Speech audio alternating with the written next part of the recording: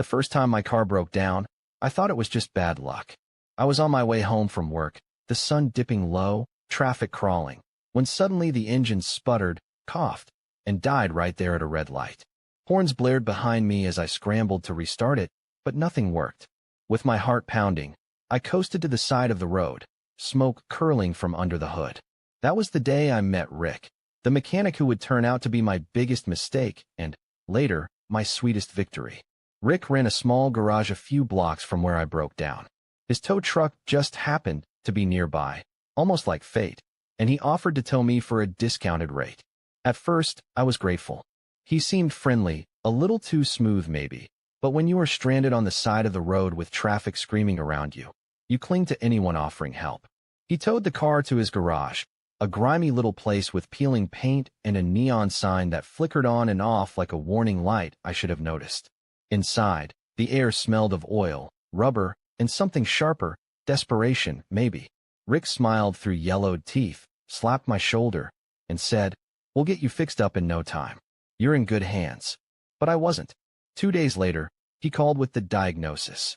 He rattled off a list of problems so long it sounded like he was reading a grocery list. A cracked head gasket, worn-out brake pads, transmission issues, a failing alternator. According to him, my car was basically a corpse being held together by hope. And the cost to repair it? Nearly $3,000. I felt sick. $3,000 was more than I had saved in months. But what choice did I have?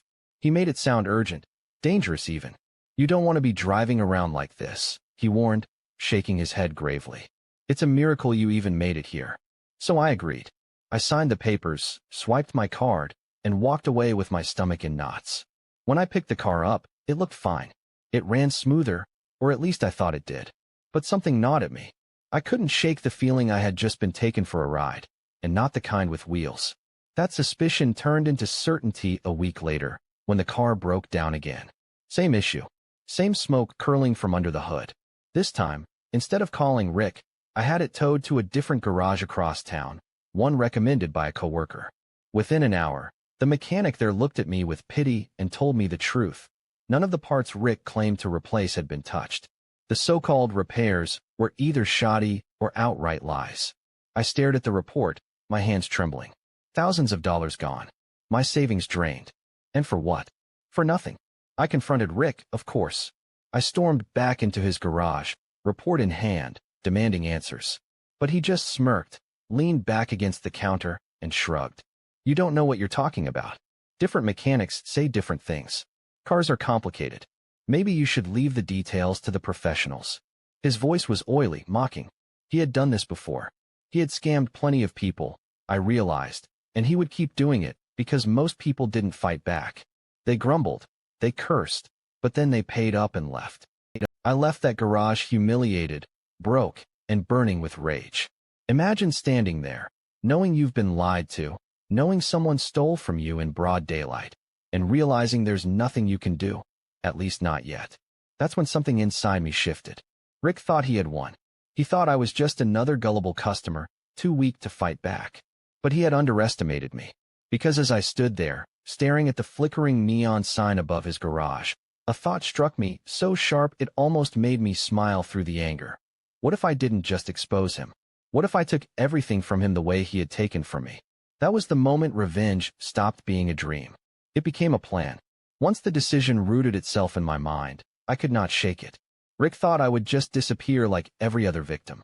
But every time I saw the dent in my bank account, every time I walked past that flickering neon sign on my way to work, the fire in my chest grew hotter. I was not going to walk away. I was going to bury him in the very lies he had built his garage on. The first step was research. I spent hours online at night, combing through forums, review sites, and local complaint boards. It didn't take long before I realized I was far from the only one he had scammed. Dozens of people had left bitter one-star reviews describing the exact same routine: inflated prices, repairs charged for but never done, scare tactics about dangerous car conditions. Some said their cars broke down within days of his so-called repairs. Others claimed he bullied them into paying for work they didn't authorize. The stories were endless, each one a piece of the puzzle. But reviews were not enough. I needed proof. So I began visiting other shops, talking quietly to mechanics who had heard of Rick's reputation. Some rolled their eyes the moment I mentioned his name. One even laughed and said, "Oh, him? Yeah, we call him the parts magician. He charges for parts that never actually exist." That line stuck with me. The parts magician. I started gathering receipts, screenshots of reviews, testimonies from people willing to speak out. I even met a woman who had been scammed out of nearly $5,000 when Rick convinced her to replace an entire engine she didn't need. Her voice shook with rage as she told me her story, and I promised her she would see justice soon. The more I dug, the uglier it got. Rick wasn't just scamming customers. He was cutting corners everywhere. His employees complained anonymously online about late paychecks, unsafe equipment, even accidents that happened because he refused to replace worn-out tools. And through public records, I found something even juicier. His garage was in debt. He owed back taxes, unpaid fines, and had a history of bounce checks to suppliers. Behind the smug grin and yellowed teeth was a man standing on a crumbling foundation. That was when the idea evolved. I had started with a simple thought: expose him, ruin his name, maybe even shut down his shop. But as I pieced everything together, I realized I could do more than just destroy him. I could take everything. What better revenge than to not only make him lose his business, but to walk into his garage one day as the new owner? It sounded insane at first. Buying a business required money, connections, experience. But the more I considered it, the more possible it seemed. His debts meant the value of the garage was sinking. The city was already eyeing him for violations. And if he lost enough customers, he would be desperate to sell. Desperate men make sloppy choices. So I built my arsenal. I kept my regular job during the day, but every spare hour went into learning about auto shops, their value, their licenses, their profit margins. I talked to small business owners, accountants, even a lawyer friend who explained exactly what it would take to legally transfer ownership of a failing shop. And at the same time, I kept tightening the noose around Rick's reputation. Quietly, strategically, I posted detailed, factual reviews with attached evidence. I connected scammed customers with each other so they could amplify their voices. I leaked a story to a local blog about predatory mechanics, with Rick's name highlighted. It didn't take long before word started spreading. His customer base began shrinking. Where there had once been a steady line of cars outside his garage, I now saw fewer and fewer.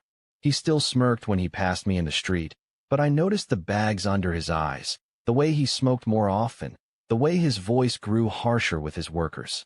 I knew I was close. All I had to do was keep the pressure steady, keep the walls closing in, until the day Rick had no choice but to put his garage up for sale. And when that day came, I would be ready, with money saved, papers filed, and the perfect smirk of my own waiting on my lips. Because this wasn't just about revenge anymore. This was about victory. It started with whispers. A neighbor told me she heard Rick screaming at one of his employees in the parking lot, accusing him of stealing from the register. Another customer posted online that after waiting 2 weeks for her car, she got it back in worse condition than when she dropped it off. I saw it with my own eyes too. The line outside his garage vanished. Where there used to be cars crammed bumper to bumper, the lot now looked bare, like a skeleton of what it once was. Every time I walked by, Rick looked more worn down. His grin was gone, replaced by clenched teeth and eyes darting like he was waiting for the next punch. He smoked outside his office more often, phone glued to his ear, arguing with suppliers, debt collectors, maybe even lawyers. His workers started disappearing too. First one quit, then another. By the end of the month, only a skeleton crew remained. That was when I knew the time was coming. One evening, I stayed late at a coffee shop across the street, watching from the window as Rick locked up the garage. He lingered at the door longer than usual, shoulders slumped, his whole body sagging under the weight of a crumbling empire. It was the look of a man barely holding it together. And I felt something strange, not pity, but satisfaction. He had scammed so many people for so long, convinced he was untouchable. Now, the walls were closing in, and he had nowhere left to run. The final push came when a local news station picked up the story I'd helped seed weeks earlier. Their report featured interviews with scammed customers, blurred out footage of Rick's shop, and an ominous voiceover about mechanics exploiting hard-working families. The comments section lit up with people confirming their own bad experiences. By the next morning, Rick's name wasn't just whispered, it was being shouted. A week later, the for sale sign went up in front of the garage. I stared at it for a long moment, my heart pounding in my chest. This was it, the moment I had been working toward. I called the number listed and set up a meeting with Rick's broker. Walking into that office felt surreal. I wasn't just some scammed customer anymore. I was a potential buyer. And as I flipped through the financials, I almost laughed. The garage was drowning in debt, the value slashed to a fraction of what it could be. It was, as my lawyer friend put it, a shark's deal. And I was ready to bite. I had been saving quietly for months, pulling every extra dollar into a fund I never touched. I secured a small loan to cover the rest, leveraging the fact that garages, even failing ones, still had tangible assets, equipment, tools, a location. My lawyer drew up the paperwork, my accountant ran the numbers, and within weeks, the deal was nearly complete. The final meeting with Rick was the sweetest moment of all. He walked into the lawyer's office looking pale, defeated, his once proud shoulders slouched like a man half his size. He didn't even look at me at first. Maybe he thought I was just another investor. But when the papers were laid out and he realized it was me buying his garage, his eyes widened. "You?" he spat, his voice cracking with disbelief. "Yes," I said calmly, sliding the pen across the table. "Me." His hands trembled as he signed the documents. I could see the rage boiling in him, the humiliation of losing not just his business, but losing it to the very customer he thought he'd conned. He tried to mutter something, a curse, maybe, or an excuse, but the words stuck in his throat. In the end, all he could do was push the papers forward and watch as the lawyer stamped them final.